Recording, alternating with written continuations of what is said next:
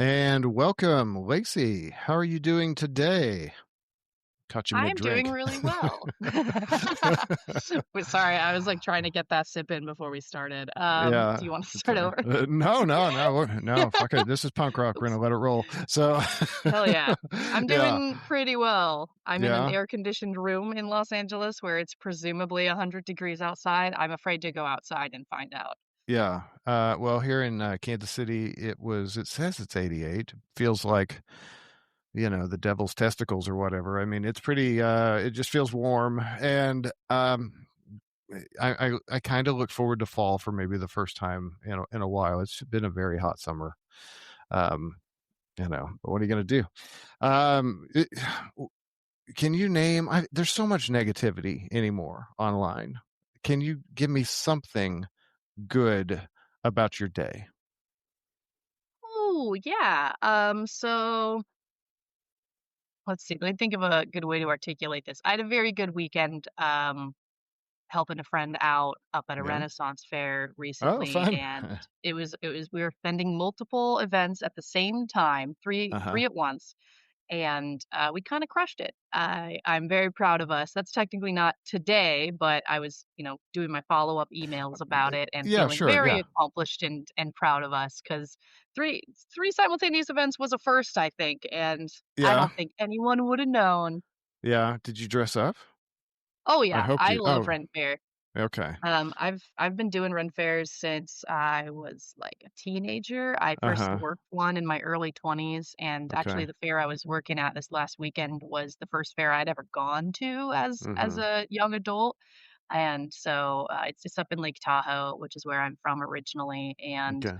it was very delightful to get to come back as a fully fledged like, oh, I'm not just here, playing at the fair. I am part of it. Right. Yeah. Part of the experience. That's great. So Yeah, I love dress up and cosplay and costuming events. It's a yeah. very big part of my life. I also run cosplay panels at Comic-Con. Oh, really? Okay. Cool. Well, you should come to Kansas City sometime whenever we have Planet Comic Con is what it's called. And, um, actually the last year, whenever, several Trek characters or actors I should say, I mean William Shatner and Brent Spiner and Jonathan Frakes, they were here, and I went and got pictures taken, and then that kickstarted a huge binge of Star Trek, which might have accidentally fed into a deconstruction that I didn't know was going on at the How time. recently was this? Well, I mean, so what was my date? July 15th of 2024 was whenever I was like, you know what? I think I've came to the conclusion that I no longer believe all this stuff. So yeah, I haven't been out that long, but yet it feels like an eternity, oddly enough. So, That's and so I'm just, interesting. yeah. I had a deconversion point that was also it was not Trek related, but I'm a huge Trekkie. It was an episode of The Boys in like 2018. Okay. I haven't seen that show. So what am I missing out Okay. on? Or am I So, not? I mean, it is a good show. I personally can't really watch it anymore because it's just, like, the amount of gore is really high and Yeah. the, like just kind of like the level of torture porn Oh, and, like, the struggles that, Starlight, the main character, is constantly going through. I'm just like, "You know what? I get the point of the show. I'm good." But, that was in season 1, and, do you know the premise of the show? It's a superhero show, and the superheroes are all no. actually assholes. Okay. Except for Starlight, she's my perfect princess. Okay. Um, basically, spoilers for The Boys, superheroes are a thing, and there is a confluence of, like, child pageants for superheroes, and a lot of them happen, like, at Christian festivals, and so there's this Mm, event called the Believe Expo that they go to, mhm. and the main character, Starlight, the blonde one in the white outfit, she looks angelic, and she is. She's my perfect angel baby, as I've said. She, like, grew up on this pageant circuit, and there's a big Christofascism element to The Boys in general, Okay. and yeah, so there's a lot of commentary that The Boys makes on our current state of things overall, but they go to the Believe Expo, and Starlight, because she's like grown up on this Christian festival circuit, is invited to talk to a group of teenagers, like Mm-hmm. a youth group, who's, Yeah. have gathered there at the expo. And I had been kind of deconstructing for several years from evangelicalism first, because I Mm-hmm. I graduated from Biola University in 2011, and I chose to go there. I was a very devout, yeah, We very should devout we should teenager. probably stop for anyone who doesn't know that Biola is a private university, right? It is a private Very, very. accredited Christian university. They're It is one of accredited. the, Okay. Okay. yes. I Yeah. have a real degree, and it came with a required Bible minor. You know what? I hire people and I don't even know where they went to school a lot of times, or at least I don't, I have different thoughts on education now. I mean, well, I'm sorry, degrees versus education. There's a difference, but There anyway, is. so But yeah. Biola is one of the top 3 most conservative schools in the country. Its Oh, competitors in that realm are Liberty University yeah. and Bob Jones University. Oh, And okay. I Okay. really wanted to go to, like, a Christian university. Mm-hmm. And I will say the education is solid. The apologetics are solid. They have a solid, general theologically legitimate, education. But, it is definitely conservative evangelical Christian school, Mm-hmm. and I can talk about that, but I'll circle back to it, because getting to Okay. how the boys tipped the scale for Yeah. me, Yeah. basically, I'd graduated from Biola and was kind of examining and deconstructing things that had kind of Mm-hmm. started in college and slightly before, with things along the lines of gender and sexuality.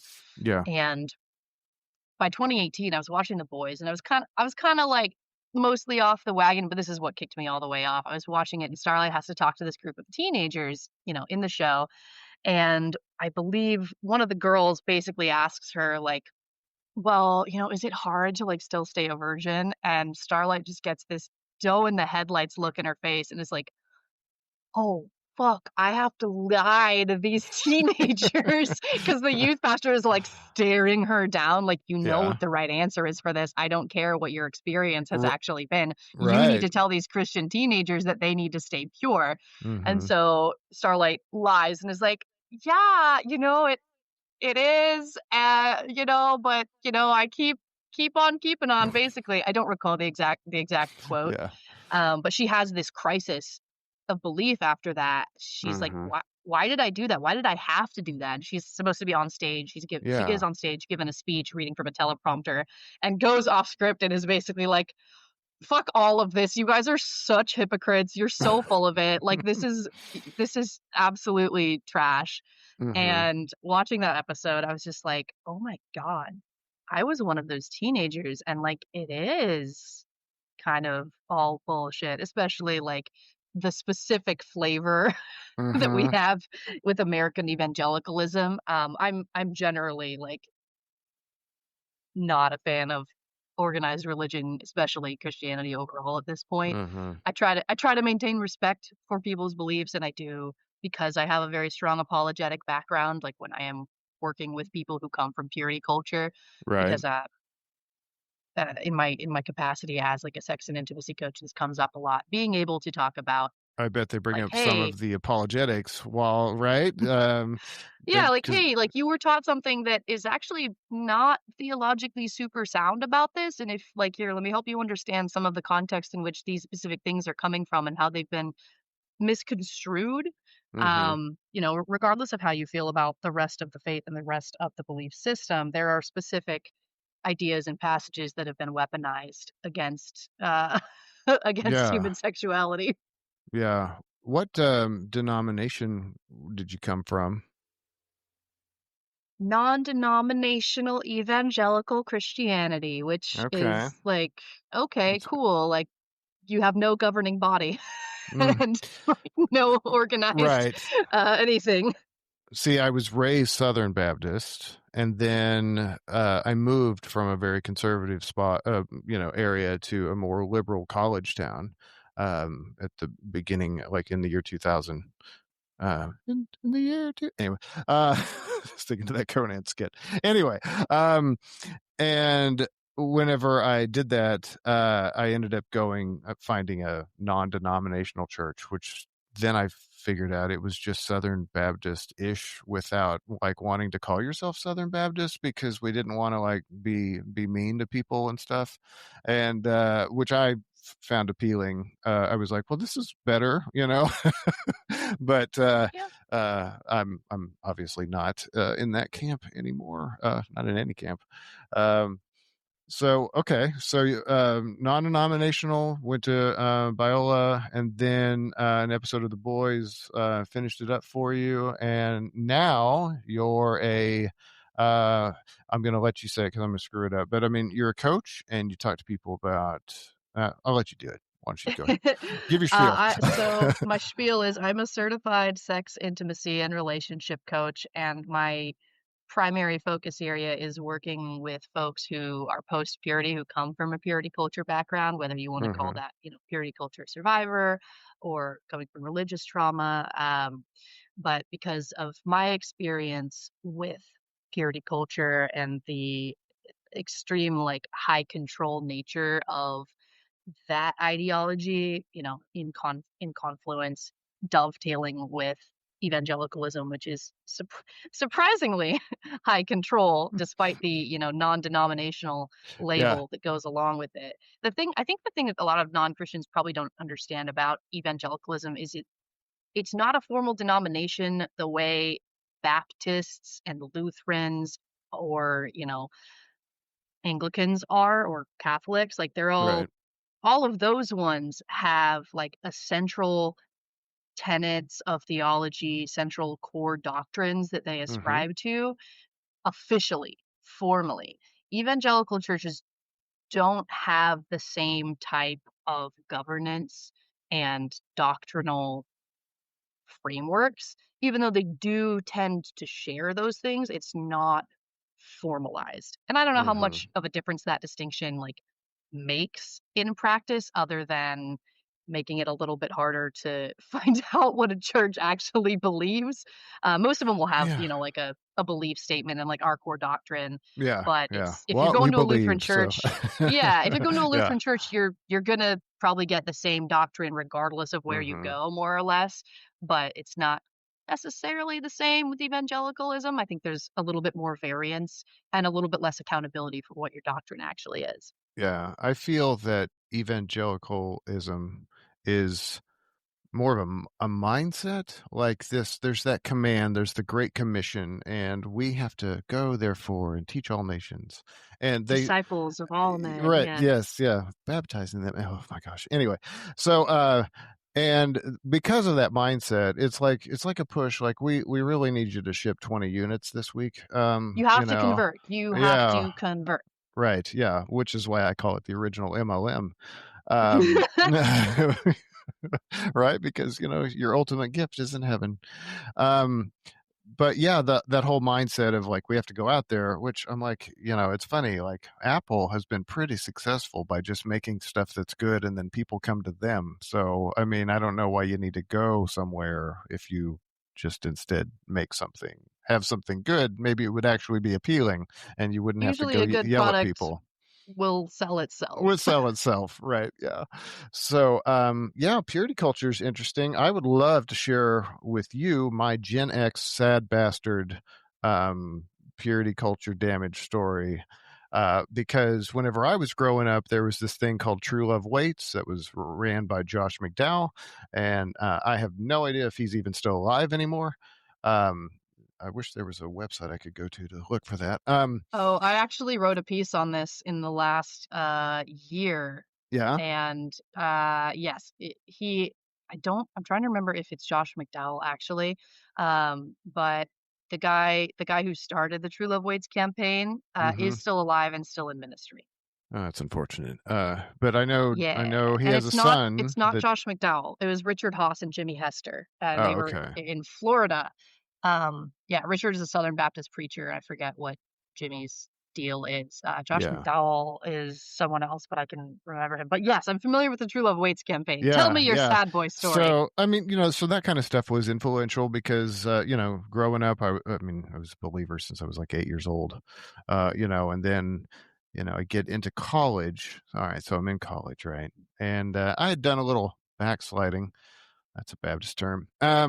Maybe it transcends Southern Baptist. I don't know, but there was a girl, in my economics class, and neither one of us were paying attention, but I was paying attention to her, and went up, said my thing, and we started going out, and it was pretty good. But I was back to being a good boy at that point. I was, I'd probably rededicated my life or something, and then, and but I was very interested in her. I liked her very much as a person. It didn't hurt that she was a fantastic kisser, frankly, and and we hit it off, and it felt intoxicating. I was truly just truly enamored by her.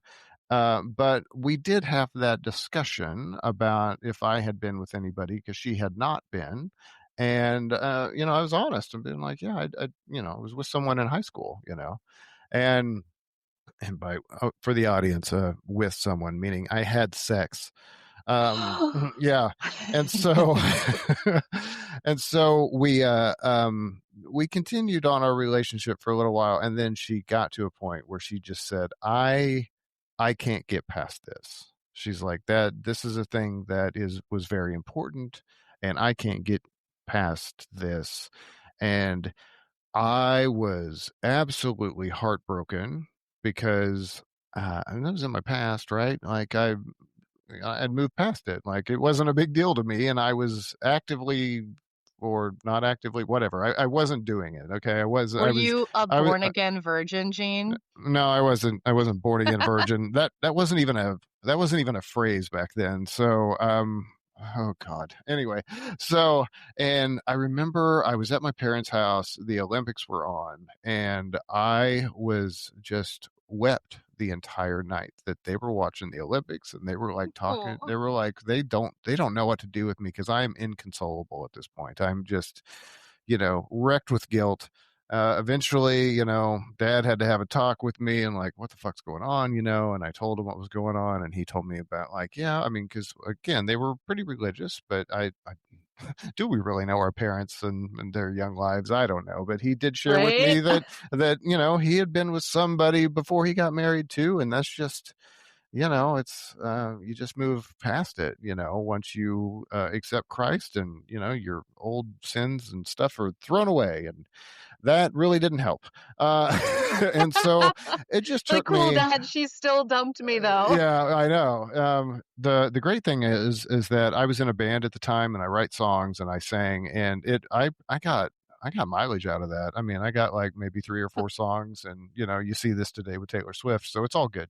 Um, but years Core to the music later, industry. yeah, years later, Facebook becomes popular, and as we all do, we stalk people that were in our past just to see like what's up. And she found me, and she reached out, and she said, "Hey, I just wanted to apologize for that because I ended up getting married to because she had like a high school boyfriend that she was broken up with at the time that we were together, and then she ended up going back to him. So great, two virgins get together and have virgin sex, and and she Solid was foundation for a yeah, really yeah. successful relationship. Yeah, and she said it is so not a big deal. She's like, I can't believe Yeah, that, babe. she's like, I can't believe that I threw away a relationship. She's like, I really liked you, and I really enjoyed, our experiences together, and I can't believe I threw it away on that, and I'm just really sorry. And I'm like, you know what? No big deal. Um, it's in the past. What are you gonna do? So, um, but that ruined me for a very long time. It changed my attitude towards sex because I was like, well, I thought that this was the right thing to do. And then meaning like I had repented, I had changed my life, and What a thing to didn't mean a repent damn of. thing. Yeah.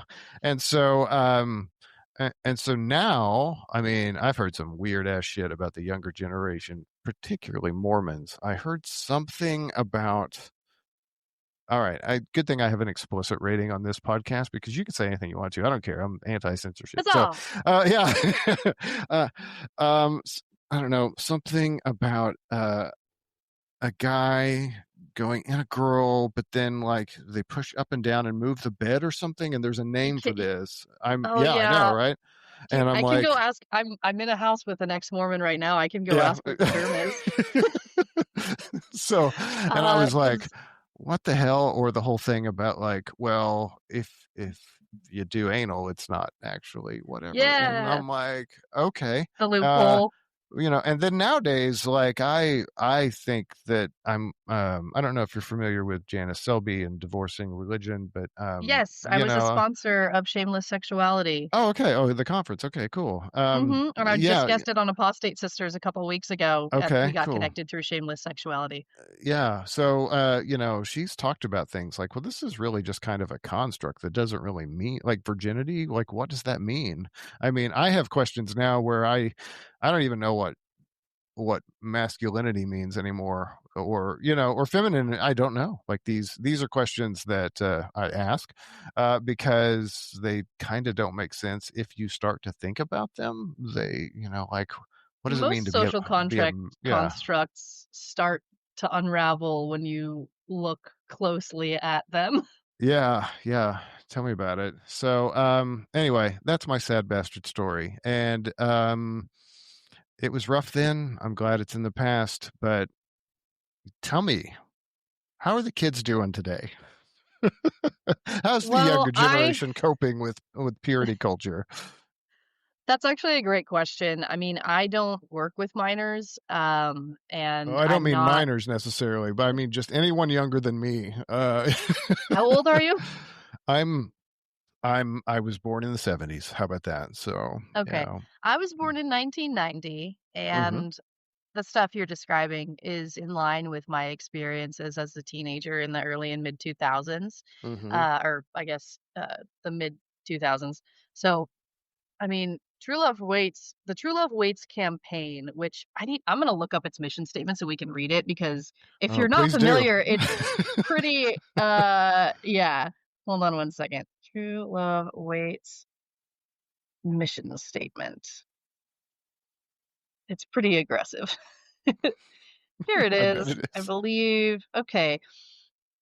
This is from the Living Word Christian Center International Ministries. I don't know if this is the church that Richard Ross, the founder, is part of, but I would guess yes. I can Google it and check. But mission of True Love Waits is to encourage a pure lifestyle through abstinence, self-control, and self-discipline. Vision: encourage the youth to The live a life youth. that would represent the kingdom of God in speech, life, love, faith, and purity. The background is it was created to encourage moral purity by adhering to biblical principles. This youth based campaign utilizes positive peer pressure by encouraging those who make a commitment to refrain from premarital sex to challenge their peers to do the same and walk in kingdom principles. Our Mhm. youth ministry personalized the True Love Waits program by developing a weekend advance, which consists of spending several days at a regional camp, engaging in structured activities to build self esteem, enhance team building, self control, and self discipline. This is so culty. Facilitators are frank and direct using contemporary languages. Teens are separated according to age and sex for appropriate discussions and paired with Mhm. accountability partners to encourage each other to walk it out. The True Love Waits advance will culminate in a call to purity ring ceremony where youth take a voluntary stand to a call of not only sexual purity, but also a building of self control and self discipline to a kingdom lifestyle of structure and accountability by taking a True Love Waits pledge. Many will signify their pledge with a special True Love Waits ring, worn as a daily reminder of their commitment. The They're advance is open to big. teens 13 to 7 years of age. So the True Love Waits pledge itself is: believing that true love waits, I make a commitment to God, myself, my family, my friends, my future mate, and my future children to a lifetime of purity, including sexual abstinence from this day until the day I enter a biblical marriage relationship. I am a royal, capital R, descendant and will live as a representative and heir of the royal family in the kingdom of God, all capitalized, influencing others to do the same. Wow, So that's a lot of bullshit. it is. I love their like indoctrination camp. Yeah, I mean, I'm impressed that they mentioned 14 to 17. So that means that they've extended the 4 to 14 window a few more years for the indoctrination. It's Um, 13 to 17, actually. oh, 13 to 17. Well, I mean, I was just thinking about the this concept of the 4 to 14 window, which is pretty common in churches, that you got to get to church to kids at that point to build a Mhm. foundation. Well, they've extended it. We'll go a little bit further. Oh, good heavens. It's terrible. I mean, I think it's It terrible is. now because, well, yeah. So I went, my wife and I went to a, comedian last night. Kevin James, what's his last name? Thornton? Oh, I love him. It was Yeah. the Yeah. That 90s. guy. Yeah. Kevin So it James came, Thornton. Thornton. Yes. Okay. And so, he did talk about purity culture a little bit, and like how on prom night that he and his buddy, like they had girl dates, and, we'll just skip over some obvious things there. But and that like his friend was holding the hand of the girl, and then like he followed him to the bathroom to hold him accountable because he was like, well, you're holding the hand of like someone's future someone's future's wife, and like, are you going to marry this girl? And he was like, yeah, I'm going to marry that girl. So yeah, pretty funny stuff, but it just goes to show you like how far down the rabbit hole you can go with the high control aspect of an ideology, to the point that you can't hold someone's hand because you might be holding the hand of a future spouse. I mean, what the heck? I It's mean, so puritanical, and to soapbox about the Puritans and how much of our country's ideology and like Christological ideology, despite our intended separation of church and state, is mm-hmm, influenced by the Puritans. The story that, like, we always get growing up, at least in my private Christian school experience, because I went to private Christian school pretty much the entire time, unless I was in a homeschool year or mm-hmm, when I started going to a combination of, like, community college and, like, school or homeschool, is that, mm-hmm. like, "Oh, the Puritans, like, came to America because they were being persecuted." No! The Puritans kept trying to set up theocracies in the different countries that they went to, and the different countries kept being like, "No, that's bullshit, get the fuck out." Interesting. Yeah. So, Ah. that's trickled down all the way through, like, Puritanism, Jonathan Edwards's Sinners in the Hands of an Angry God, which has influenced Mhm. so much of our hell theology, especially in American Christianity, which is ahistorical. Like, the current contemporary idea of hell that American Christians have is something that was never present either in the first century in Rome or, Israel or in Greece. Mhm. It was not present in pre-temple Judaism. Like, the idea of an eternal conscious torment hell is just a very ahistorical and out of context idea, and so Yeah. for me, that was a big piece of deconstruction. Was the Almost Heretical podcast has a great three-parter examining the idea of hell from a really well-informed, theological and historical background. You say almost heretical? Mhm. Okay. Excellent podcast, and their Okay. podcast actually starts like their entire the thing, the first few episodes are Mhm. focused on, ancient cosmology and what the ideas present in the ancient Near East and Middle East were about, cosmology being like divinity, the supernatural, the nature of the world and the universe, Mhm. um, and focuses a little bit on how polytheistic pre-temple Judaism was in comparison with the other religions at the time.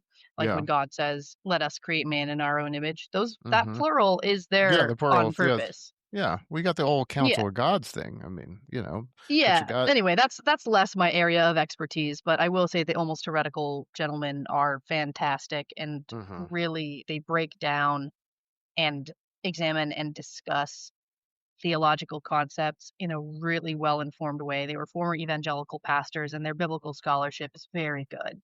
Okay. Well, I'll add it to the list then. I mean, I like podcasts, as you could probably tell. Uh, I do too. you know. I've, like, listened to all my episodes of my favorite podcasts, like, multiple Okay. times, Yeah. and so I'm like, "I gotta find a new pod to listen to," so I'm just re-listening to my favorite young adult series now for, like, the 15th Nice. time. Yeah, I mean, it is interesting though, the synchronism. I'm going to say this word wrong. syncretism, right? The Oh evolution yeah. of religions, and then ideologies get kind of melded in with cultural, and then just societal changes, and then we go from having Sheol and I mean, there was a point where I thought you can't tell me that people in the Old Testament weren't having sex and they weren't married. There's no way, I mean, Everyone has been having sex for the yeah, entirety of human history, and it's right, only a problem when you are violating someone's bodily sovereignty. right, yeah. And so, but I mean, I thought that as a Christian, I thought, well, this seems odd, I mean, you're telling me Samson and Delilah, they just like, whatever. Just little things that like kind of creep in over time, and then you just kind of push it in the like, oh, maybe I'll figure that out later, and then once you get out of it, you go, man, those are crazy things to be thinking. And then the stuff that you just read to me and talked to me about with I mean everything from rings, purity rings, to I've seen weird social media videos of dads having weird ass conversations with very young children. I mean, and it makes me deeply uncomfortable seeing that. And Yeah. tell me about the people that you're coaching now. I need names. No, I'm just kidding. But tell me Yeah, let about me like commit some ethics violations on air. no rules. No, Um, no, just kidding. We're not doing that. yeah, But like how are the kids doing now? yeah, yeah. How are the kids doing now? And by obviously by kids, I mean people that are waking up to the fact that I don't know. Some of them, when they deconstruct, not everybody deconverts like I did. They deconstruct and they reevaluate things. Mhm. But they're coming to you to talk to you about these things, and you're coaching them along this path to probably look at things differently than they've ever looked at before. Can you go a little bit into how that works out for you? Yeah. So generally speaking, like, I mean, I'm 35 just about, and we a lot of us came up in the true love waits age, and then something that was probably slightly after your time was Joshua Mm. Harris's I Kiss Dating Goodbye, Yes, the which I guy that fortunately never read. Yeah, the guy who retracted it and took it back yeah 20 years yeah later was like, "Oh yeah shit, I fucked up everyone. I'm so sorry." yeah I yeah. appreciate that about him. I haven't read that one. I did read one called Every Man's Battle. Does that mean anything to you? There was also an I've Every heard of it, Woman's, oh yeah, Every and Woman's Battle and Every Man's Battle, I've definitely heard and the ideology. yeah, and anyway, I don't want to Oh, interrupt you. So before go I ahead. get into, like, kind of, like, what the folks like, the trends that I see in folks dealing with now, I wanna talk a little bit actually about where some of those things come from, like, specifically, because 'cause we've talked about, Yeah. like, the true love waits, like, broadly and stuff, but Mhm. that thought control piece, because if you look at their mission statement, it is about, like, in action and in thought, like, you're not even supposed to think about sex or have, quote, Right. "lustful thoughts." So this idea of maintaining purity is that you're supposed to stay a virgin, and that definition can vary because, like, virginity is a social construct. It doesn't Mhm. mean just, PIV, Mhm. penis and vagina intercourse. Does it mean Mhm. hand stuff? Does it mean backdoor play? Like, Mhm. it varies. Is Does is it mean is mouth holding stuff hands? okay? Is it holding hands? Does that Yeah. lead to, like, because it's this slippery slope fallacy is insane. I got talked to at an apologetics conference once that I was at when I was maybe 17, and, like, I was wearing, like, my shirt was, like, slightly sheer, and so you could kinda see the pattern of my bra under it apparently, and, like, the Mhm. counselor was, like, pulled me aside to talk to me about it, and I had to go change, and I, like, felt so bad. I was like, "Oh my god, I don't wanna, like, cause my brothers in Christ to stumble." And then, like, a Mhm. couple years later at Biola, which has a strict dress code, despite I being bet. located in Southern California, like, Mhm. I don't recall if this was the rule when I was there specifically, like, women weren't allowed to wear spaghetti straps, and when I was there, this was a rule. You couldn't wear, like, deeply cut, like, with the sleeves deeply cut out to the gym if you were a woman. Mhm. Meanwhile, the men's cross country team would be running their drills all across campus wearing nothing but their tiny little cross country boy shorts, and I'm like, "Excuse me, like, they're causing me to stumble? Like, what the fuck?" Mhm. Like, because there's also this idea that, like, women don't like that men are the sexual ones, that women don't have a sex drive. And while there's some correlations between, like, hormonal levels and testosterone and Mhm. stuff, like women absolutely have sex drive. So for Yeah. me, a horny teenage female, I was like Mhm. really struggling with this, and like my sex ed was like super limited because I went to Christian schools my entire life and Mhm. entirely abstinence based. I don't think I learned the mechanics of sex really until like it was like reading fanfic as a teenager, and I remain a huge proponent of erotic fanfic to this day because there's some very choice material out there. Um, Yeah, but on the flip side of that, I work with someone who he identifies as asexual, which is Mhm. interesting, right? I mean, it's a guy, Oh yeah, I and have he was just plenty of like, ace friends. I don't give a shit about sex. Like, it's just not that important to me. So I don't know where that stumbling block, thing falls into that. I'm like, well, that's just how he is. That's, how he was created. I'm doing air quotes here for for anybody thinking that I think that we were created, because I don't.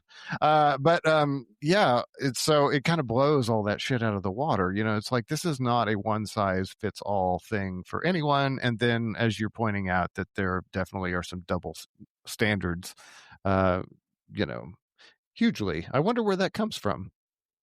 It's a mystery, who could say? But yeah, like in this, in this context, like I was on the receiving end of a lot of the analogies, the like chewed up gum analogy of like if you have sex. Basically, this concept is that if you have sex, it Hmm. irrevocably changes you. And like that's tied with the virginity as a social construct. Like for me, like I simply define virginity as a lack of specific experiences. Hmm. Okay. Actually, at the Ren Fair, we call people fair virgins if they've never been there before, and Never been it's there a fun before. Yeah. opportunity to kind of like lightly, spicily tease someone, like, especially if you bring Sure. someone to an ale stand, you're like, "I've brought you a fair virgin." Hmm. With the double entendre of, like, I fair like with an that. E and Yeah, fair without that's an E. funny. Yeah, yeah, that's funny. Yeah, and, like, Yeah. choosing to share your body and generally, like, your emotions, usually with Hmm. a person that way, is important, and it is a big step, especially if you've never done it before. Hmm. There are lots of things that are big, important steps, like skydiving for the first time or doing, like, a high-risk sport, like, there are risks that come along with doing all kinds of things for the first time, and, like, yes, there are obviously, like, STI risks and stuff that come along with sex, and it does tend to create like a very strong emotional connection because you're getting flooded with oxytocin and dopamine. Yeah. Um, but it's like it is an important and valuable thing, and it should be up to you, just you, and not the ideology you are indoctrinated with Yep. to make that choice and figure out how exactly you want to engage in this way. And like Christian purity culture idolizes sex in the weirdest way. Like I was actually part of a documentary called Give Me Sex Jesus. The original title was, I'm sorry. like, "Dear What Jesus." a great title. Was it a title? The original title was gonna be, like, "Dear Jesus, please don't let me die before I've had sex." Okay. Because, like, the Oh, way yeah. Christians fixate on it, I think it's probably the same between Gen X and millennials, like, between you and me, is, like, it's this huge, like, stumbling block stone that, like, honestly doesn't really have to be that big of a deal, but the way they define sex and set it up as this, like, thing that's, like, so life altering that it can Mhm. ruin you if you do it with the wrong person or if you do it with like anyone that you're not in a lifetime committed marriage to, um that it'll ruin you and it'll be like gluing two pieces of paper together and then ripping them apart, Mhm. or have like licking the inside of a cookie or like chewing up gum and spitting it out. You're Yeah, used, you're dirty, I didn't and hear the then you get chewed gum married. analogy until, uh, after I concluded I was an atheist, and then stumbled across the chewed gum podcast. I don't know if you're familiar with that one, and I was like, No, I'm gonna have what's to. Yeah, it's on a YouTube channel called The Line, and yeah, they talk about this topic. Oh, Just amazing. don't talk about sex, but yeah, it's called chewed gum. I'll But I'm check it like, out. what the fuck? I'm like, why the fuck is it called chewed gum? And then I'm like, oh my gosh, yeah, you're terrible. Oh, You that's know, you really know. fucked up. Yeah, it is. So look, you have no self worth because you did an action that is necessary for human reproduction, and also Yeah, pleasure. and just an action that is fun and Yeah, feels good. yeah, Like, yeah. So yeah.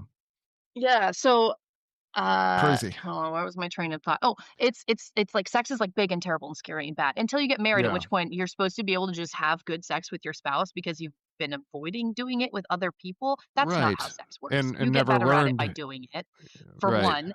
And Yeah. two, like if you don't have any sexual experience, you are not going to have any frame of reference for sexual compatibility. And in marriages, the three most important value matches and sources of conflict are money, sex, and children.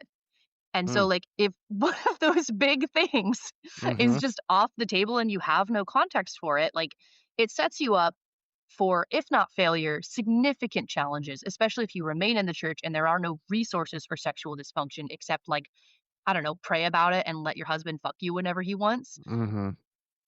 Um, so, like, there's a lot of that, and there's a lot of shame Yeah. there's a lot of shame around porn use and Yeah. masturbation and, around, like, feeling okay having sex in general. Yeah. So that's kinda, like, the context from which I'm kinda gonna come into, like, okay, what are the themes that I see Right. with the demographics that I engage Mhm. with? Any Um, questions before I move into that? uh, I have them, but I would like for you to continue because it may just pile up on top of me. So, not, yeah, not so much questions yet. So Mhm.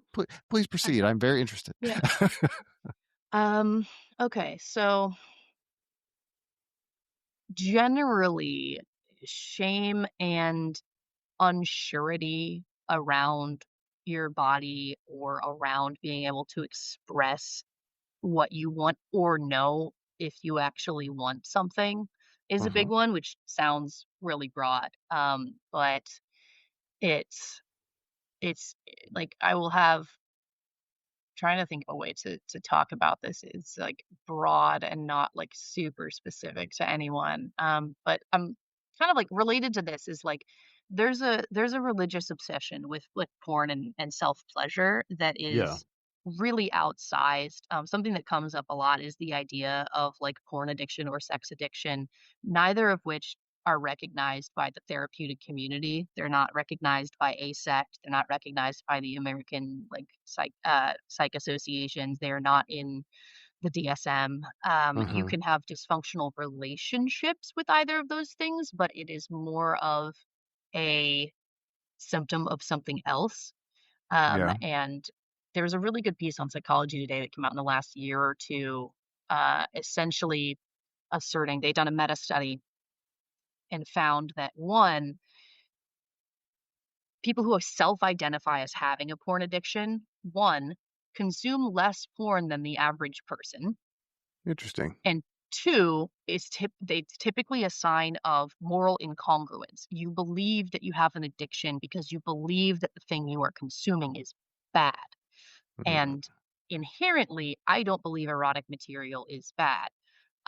There are definitely issues, ethical issues in the production of a lot of adult video, Right. but there is plenty of adult content that is produced by individuals that is, not exploitative, etc. And so, Mhm. like, you can absolutely have an ethical problem with that type of content, Mhm. but it's the morality incongruence is more the issue, and one of the reasons that and I say this as a coach, not a therapist, I am very clear, like, that I am not a licensed clinician, I am a coach who went through a coaching certification program. There's a whole section on my website explaining the difference just because I wanna make it very clear for people, like, what Sure. Yeah. I There is can a and can't difference. offer. Yes. There is a difference, but I am my my program is run by uh, a sex therapy clinic out of Los Angeles, and a lot of my Okay. classmates are therapists. Mhm.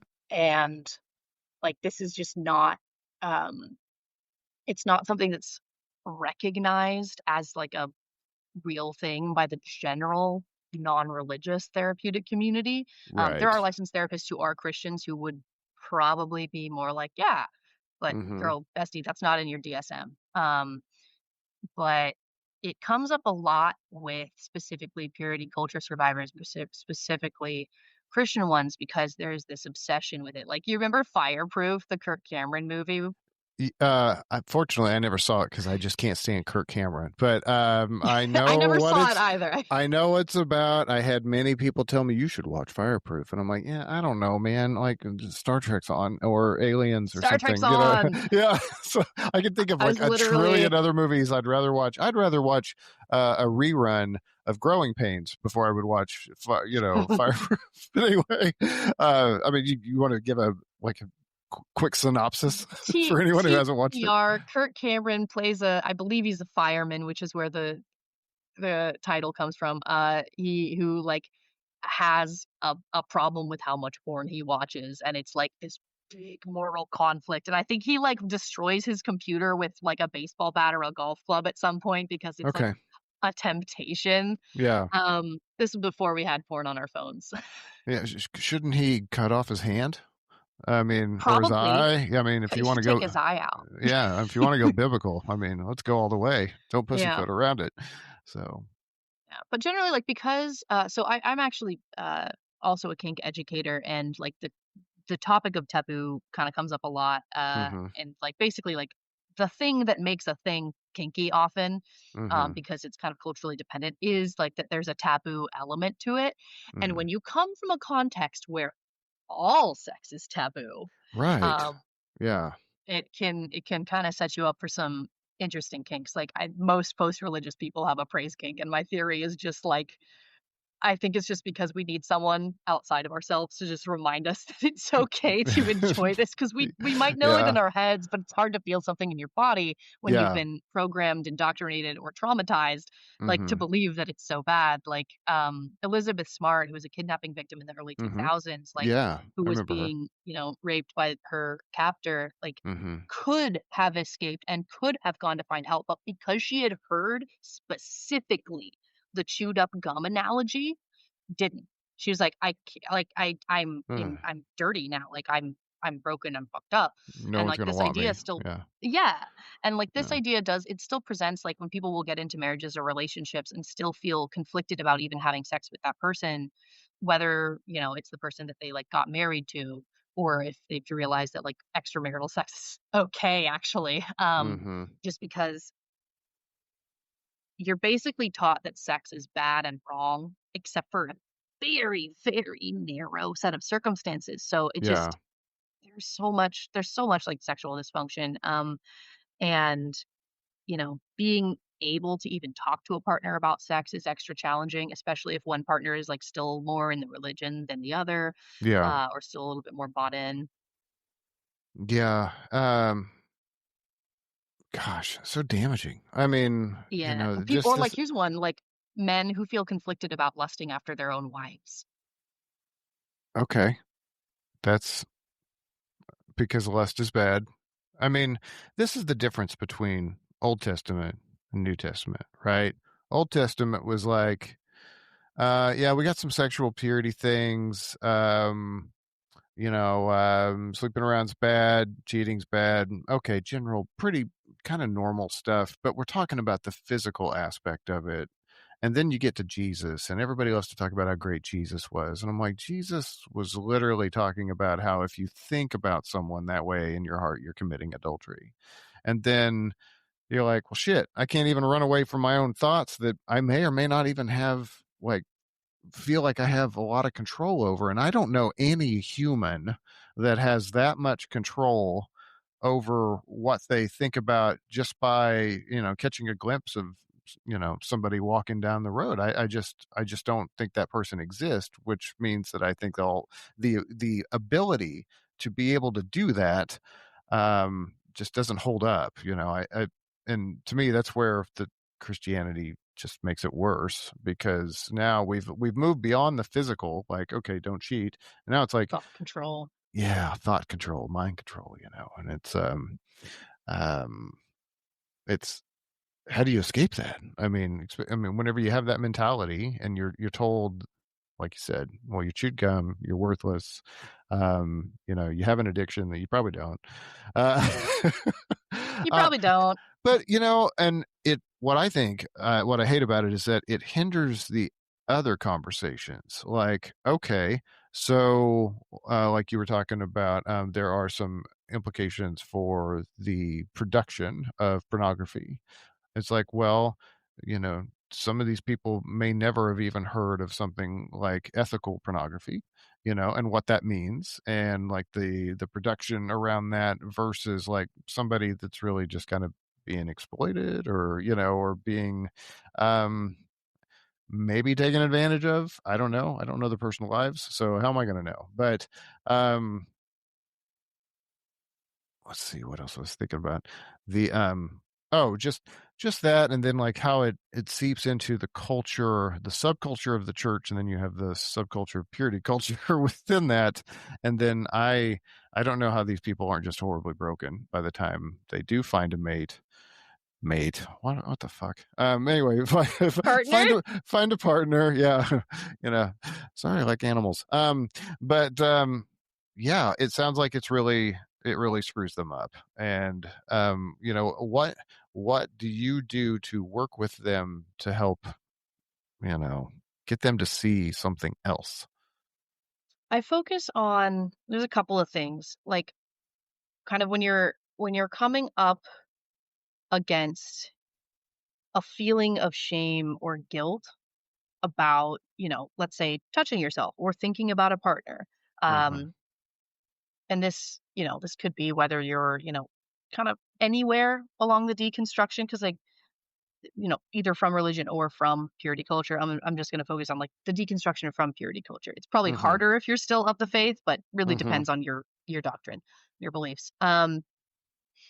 Thinking about, okay, where did this idea come from? Is it something that I came to based on my actual experiences, or was it planted in the garden of my mind without my Mhm. knowledge or without my consent? Because particularly for like cradle Christians like me, people who are born and raised into the church, never knowing or given the opportunity to believe anything else, especially with the existential threat of hell.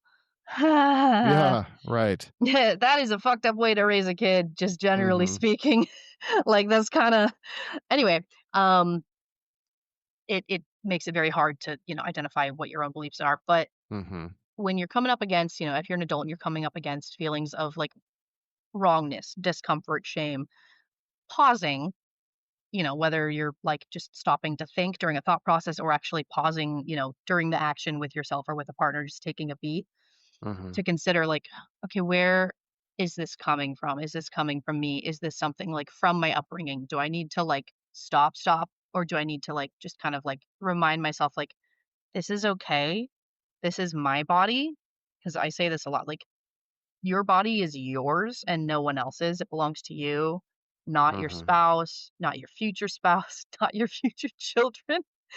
I, Mhm. I'm sorry, just the idea of like I hadn't seen that in the original, like, statement, and I'm just, like, still so caught up on, like, I have to stay a virgin for my future children because you're just so in this ideology, but, like, does this idea come from me or does it come from somewhere else? And, like, Right. considering, okay, if it came from somewhere else, does it actually fit with my, current paradigm of, it's okay to be physically intimate, with yourself. It's okay or with a partner, with yourself or with a partner. Because the way I define sexual play is like kind of broad because PIV is not like the one definition of sex. Right. Um, Yeah. but like, does this idea come from me? Does it come from outside of me? Does it fit with my paradigm? Okay, what actually is my paradigm? So when I'm, I'm working actually on a class on like same shame and self acceptance, focusing Mhm. on like, okay, sex is fine as long as you are like adult, consenting, not harming anyone else, and you're respecting, the bodily autonomy, the bodily sovereignty and agency of your partner. Yeah. And this is actually why I'm so like such a big proponent of kink as a framework because it operates entirely on respecting everyone's agency and autonomy with consent and Mhm. negotiation, Right. um, which is something that really just should be part of healthy sex in general, and not Healthy all living in kink general. involves I sex. mean, But yeah, I no, mean, yeah. for real, Yeah. healthy Yeah. everything. Consent Yeah. should be part of it. Recognizing people's autonomy and respecting it. in Yeah. all spheres. Mhm. It is just like this core idea for me is trying to help people get to, this is my body, it's mine, it's okay. My body is not inherently evil. Yeah. Um and that can involve, okay, well, let's look at what scriptures you have in your head that make you think that your body is evil, and let's talk about whether that's actually what that passage means. Like, for Mhm. example, the your body is a temple passage. It's not about virginity. It's about not practicing another religion when you're supposed to be in an exclusive religion. It's like, Mhm. don't go be a temple prostitute for one of the Roman pagan gods or goddesses when Yeah. you're supposed to be following like the way, this Mhm. one exclusionary um, derivative of this faith. Yeah. um, had a great conversation with an Episcopalian priest about this at We Hope Pride this summer. It was great. Okay. I wonder about what kind of implications this has on other things that are, how do I put this? Actually, I think I can tell it better with an example. That a church that we attended had a men's group. We met on Sundays. There was four of us, and so we're talking, and there was this one guy. He was newly married, and now that I think about it, I kind of can't believe that he actually talked about this. This guy was squeaky clean, right? Super squeaky clean. Nice guy, but very clean. But he did say that they were having some issues because she dealt with vaginal dryness, but he didn't want to use lube because that wasn't natural, and that Oh was, my that god. was not, like basically praying for a solution. And fortunately, the other three of us were like, yeah, man, like $5 at Walmart's going to clear that up, and it's going to, it's a medical thing at this point. It's like, just take the medicine and go have a good time. And, Some and people don't self lubricate, and when you start going yeah. through perimenopause, like, you're Oh, gonna yeah. stop self lubricating. Yeah. Get on some hormones. Try some lube, Yeah. ladies. But I mean, she was nowhere near perimenopause at that point. Like, this was quite a Yeah, while ago. you can. It And can she, happen at any but time. I'm just yeah. calling it out eh, because no one ever talks about it, and more oh, people need to yeah. know that this is a thing. I agree. I totally, absolutely agree. But I mean, he needed us to tell him, like, oh no, man, I think you're a little off on that. But that had to come from somewhere. Like, that surely wasn't a Bible thing. About like, oh well, it's not natural, so it's wrong. And I worry that people that are inundated with purity culture things are maybe not even learning things like safe sex, which, as a Gen Xer, that was shoved down our throat so much that, you didn't go outside without putting a condom on. Like, that's just not something you did, you know. And and then I'm like, wow, are the kids okay? Like, I worry about that. And then that even goes into older people and senior citizen homes, but we won't talk about that. Oh boy. But Yeah, you can look up STI rates in I retirement know. homes on your own time, Yeah, audience. I know. Yeah, they're not low. Yeah, I mean, purity culture is rape culture because most of the time we're so dissuaded from, talking or even thinking about sex that, sex ed does not in its in purity culture, in its pursuit of abstinence, you don't even often learn, the proper names for parts of your body, which if Mhm. you are going to get assaulted, especially as a child, if you don't have the names, it makes it much harder for you to express what's going on, makes it Right. impossible, makes it much easier for things to fly under the radar if you don't have the vocabulary for it. And even as like, there's plenty of young women that lacked proper basic sex education that like now as adults are just like, okay, so this is how the reproduction actually works. This is how like not knowing how the clitoris works and that you basically need it to get Mhm. off if you're a woman. Like women don't generally orgasm from like internal stimulation. Right. Yeah. Um because like the clit's on the outside. Mhm.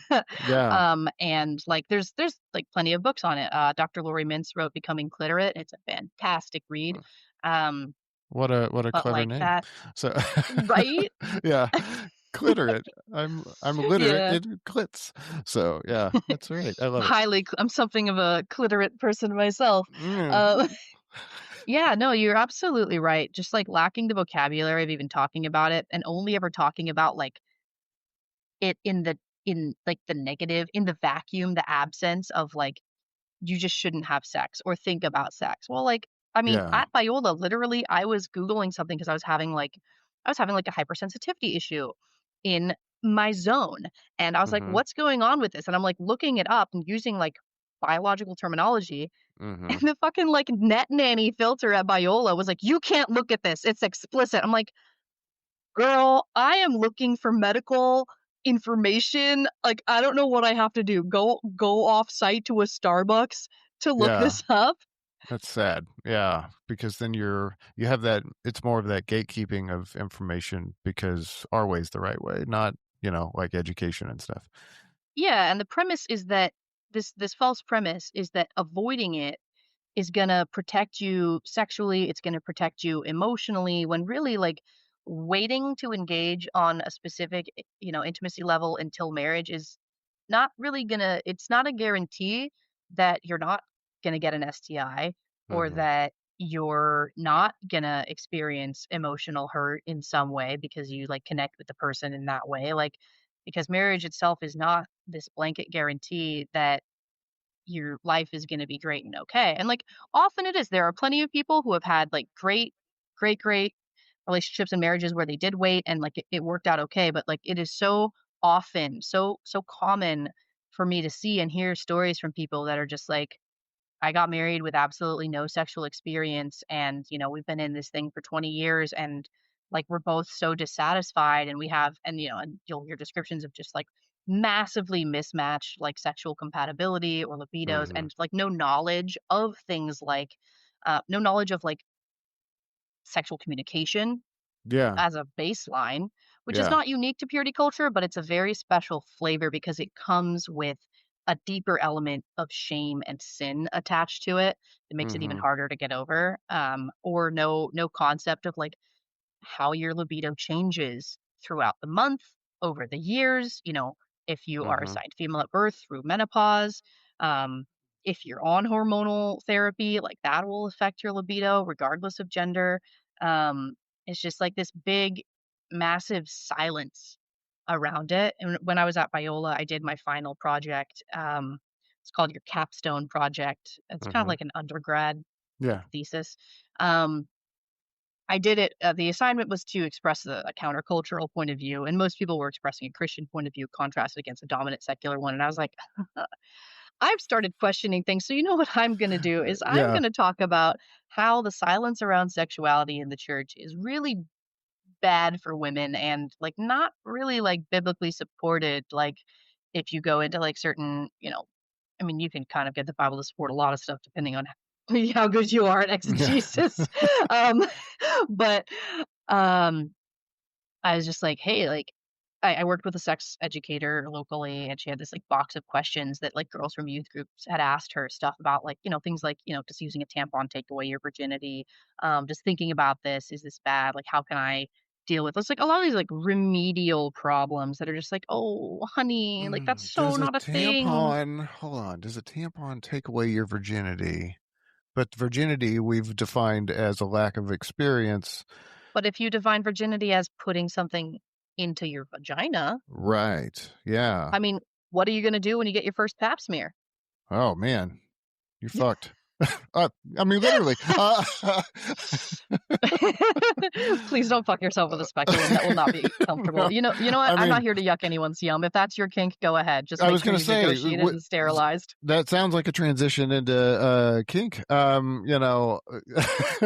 mean, you said that you also talk about that and educate and do you, how do I phrase it? Okay, one thing I would like to differentiate from is kink and fetish, right? If there is a difference, I've heard there is, but honestly, the older I get, I question just about everything. I mean, there's just things that I now find myself going and re-looking them up because I'm like, I don't know if what I was told was accurate, which I think is kind of just ongoing deconstruction about just deconstruct it all. Um, so yeah, is there a fairly well defined difference between something that's kink, which, as we said, or as you said, that it could be, something that's taboo, so versus a fetish. Yeah. So broadly, and I'm going to preface this with I'm 35. I'm not part of the old guard BDSM community. It's been around for a long time. And I'm going to talk about kink, fetish, and BDSM to the extent that I understand them in the contemporary Okay, community and definitions. So you know what you I know. use the That's fine. term kink as an umbrella that Mm-hmm. includes like both fetish and BDSM and Okay. um, the power exchange and role play Mm-hmm. framework. Um, so kink very, very broadly and like textbook defined is like negotiated adult play that Okay. tends toward the unconventional and often includes sex. It Mm-hmm. doesn't always. It Mm-hmm. often does because sex is enjoyable. And if you are playing, it's it's probably gonna you're an adult and Mm-hmm. 99% of adults are not what's the allosexual instead of like asexual. Most adults have a libido and desire to have sex. Okay. Um, and fetish is typically it's defined as a specific focus and often a sexual attraction to a specific object or body part, like foot Okay. fetish being Foot one of the fetish, right? most common. You can Yeah. have hand fetish. Some people will use those terms a little bit interchangeably. The Mm-hmm. difference is like, hand kink versus hand fetish. Mm-hmm. If you're talking to someone familiar, a spicy person, they're probably going to know what you mean. But uh, oop, hold on, I just smacked my earbud. Okay, I was afraid it might disconnect me. Yep. You're all But good. and then we've got BDSM, which is also often used interchangeably with kink and is differentiated a bit from fetish. Um, And BDSM is a combined acronym that stands Mm-hmm. for bondage and discipline, dominance and submission, sadism and masochism. When I talk about kink, like generally it's a dominant and submissive role framework where you've Yeah. negotiated with your other partner that one of you is going to be more in control and directing the the scene, like the play or the dynamic, like an ongoing relationship, and take on a more Right. dominant and directive role. And the submissive partner is going to go along with that. Now, this is something that is negotiated from a place of ultimate Mm-hmm. equal agency and autonomy. Yeah. The DS bit, the dominance and submission bit of BDSM is probably kind of the underlying mechanic of all of this typically, Mm-hmm. because if you are engaging in bondage and discipline, the dominant partner, the dom is probably going to be the one tying or restraining the submissive partner. If there's discipline, they're going to be the one like enforcing that within whatever you guys have negotiated together. I like to think about kink as essentially game design. I'm a big gamer, and if you Mm-hmm. think about power exchange as the core underlying game mechanic of the game, you can build your game however you like. This is also why the Venn diagram of Kinksters, live action role players, and D&D players is a circle because, because all of those things are just game design. One of them Yeah. just tends to be way spicier.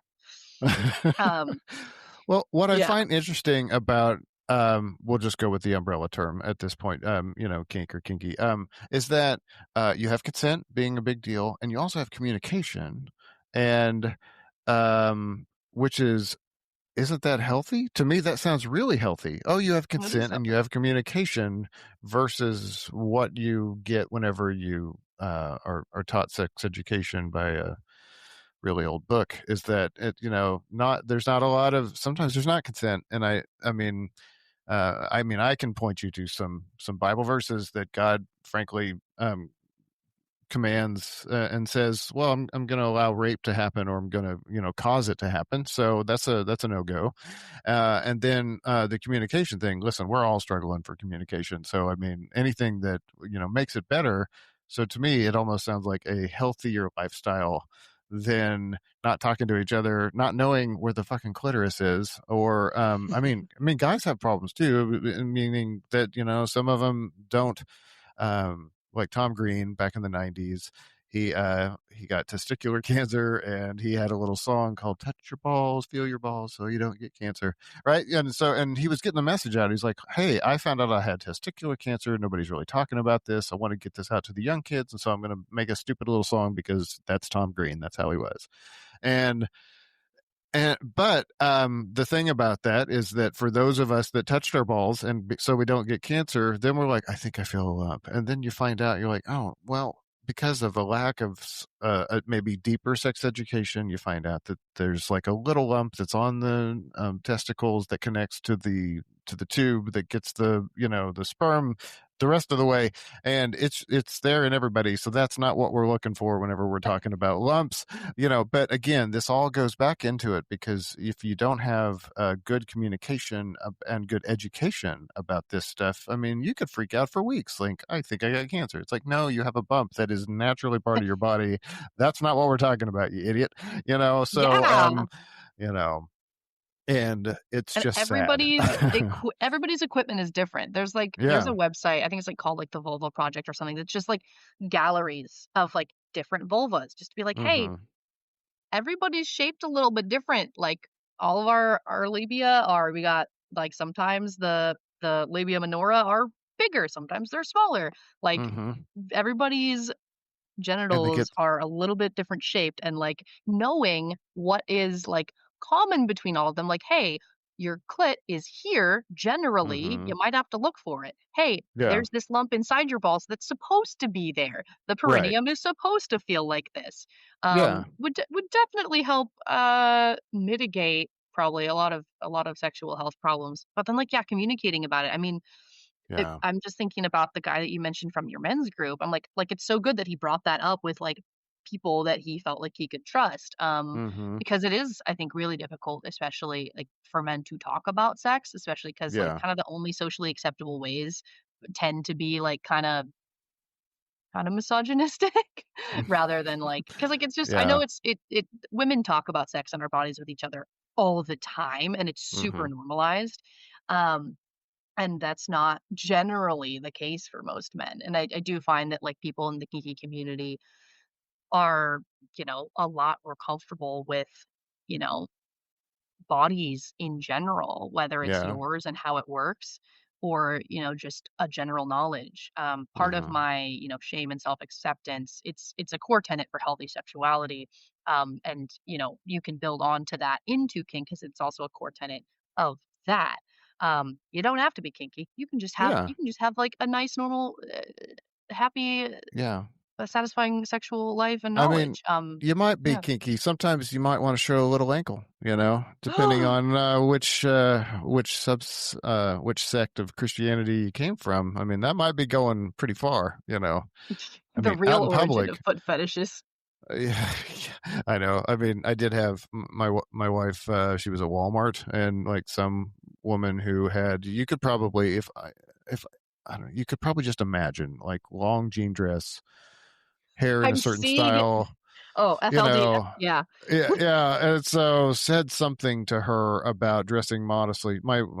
She just happens to have boobs, and Oh was my not god. wearing. She was not wearing anything that I would ever have considered to be salacious. And she came home and told me that, and I'm just like, I'm sorry. I mean, I'm still a Christian then, so I was just like, yeah, some of those are weirdos, and we obviously aren't like them. But you know, why can't ever I be there whenever something like that happens? It was like two women in an aisle. Like, too bad I wasn't there, because man, I would have loved to. I'd had a field day with that. But Right. oh That would have well. been fun. Um, To kind of wind this down a little bit, why don't you tell me, current and future plans for, uh, what you're doing in this space? Yeah, I would love to. So, I am creating a lot of content online right now. I'm kind of stockpiling content to start posting a lot in the next couple of months. Educational stuff on, you know, sex, shame, purity, kink, Hmm. quink, as we have to say on TikTok, because otherwise we'll get banned. Get banned. Yeah, graped. I gotcha. um, Yeah. I'm working on my shame and self acceptance. Class slash workshop. I'm still kind of fine tuning the format of that. And I'm also working on a book on healing from purity culture through kink because specifically, like as you and I have been talking about, the framework of autonomy, agency, consent, and negotiation is so antithetical to the silence and shame and coercive or not coercive, like the silence and shame. It's antithetical to the way purity culture teaches us that like we're bad and wrong and don't talk about this and don't engage with Hmm. this. I don't know. I think coercive might be an actual pretty apt Yeah, description there. I mean, yeah. because There's definitely like, yeah. yeah, we're going to control your mind through these thoughts, because you're trying to control minds, but it comes out different. Like the implementation comes out different than I think the intent. I want to believe that the Mhm. intent is within its own framework, well intended, right? If you believe that this is a moral thing, then the intent is good, but I don't think any of it's good. So I think it's all crap. Um, and as I I continue to vibes learn with more that. about it, so Yeah. so you're creating Um, content, you got books. Yeah, yeah, the I'll book. I'll, I'll So read it. So I'm actually working on a research survey for that book because I want to hear from fellow purity culture survivors, like post purity kinksters like myself, and talk about and learn what other people's experiences have been, both with purity culture and kink. I'd love to in this survey, like I'm wanting to kind of draw out some themes and commonalities among us. Like I talked about having a theory that like so many post-religious people have a praise kink specifically, because of being told it was bad. And like, we talk hmm. in kink kind of we also often not also often talk about like kind of taboo being like a big part of it. And when you've been taught that like everything is wrong and bad, just like healthy sexuality feels like a kink because it's taboo. Um, and just being told like "good job, good girl," can Yeah. can be really a thing for people. But there's so many different flavors of kink and like types of dynamic and types of play, Hmm. um, that I'm quite curious what other post-purity kinksters are drawn to, Hmm. and perhaps discussing why and the commonalities there or the differences. Like it's a very big world. There's a lot going on, but I'm curious how much the purity culture experience informs what we get drawn to. So I'm working on getting that research survey up in the next couple of months, and you Okay. can always reach me on my Instagram Hmm. or TikTok, which is at Intimacy Lacey on both, and my website is Okay. intimacylacy.com. Okay. And very reachable on the socials as well as Yeah. email or contact because like I'm really excited about this book. I accidentally wrote like 1,000 words of exegesis for it one time, and I was like, I don't know if I can use this, but it's in there. It'll probably be an aside. It's about that passage about your body being a temple. Yeah. Yeah. I was while we were talking, it made me think of this old Mae West quote. You probably know which one I'm talking about. Do you know who Mae West was? She old Yes. old actress, and she said, "I'll try anything once, twice if I like it, three times to make sure." And I've always kind of liked that quote just because it doesn't pigeonhole you. It allows you to be expansive and experimental. And so if there's anything, I hope that anybody takes from this that hope they listen to you and what you've said and open up those doors of communication and think about things like consent and communication and learn more about beyond what you've been told. I really really like the idea of like questioning do I believe this because this is the conclusion that I've come to, or do I believe this because this is the conclusion I was told to accept? And those are two vastly different things. Yeah, did Um, someone plant this in my garden without my consent? Does this right, thing grow up like a weed that's just choking out all the stuff that I'm trying to cultivate for myself?